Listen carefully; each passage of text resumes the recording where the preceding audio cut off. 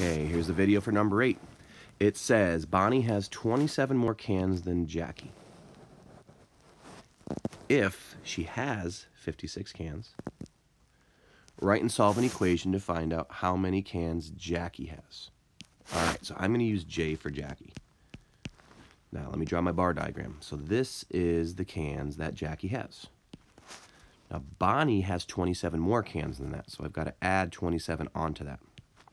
And Bonnie has 56 cans. So that's going to give me my equation. It's Jackie's cans plus 27 more equals 56 cans. To solve, I subtract 27 from each side, and I get J equals 29 cans. So Jackie has 29 cans. All right, that's it for number 8. Thanks.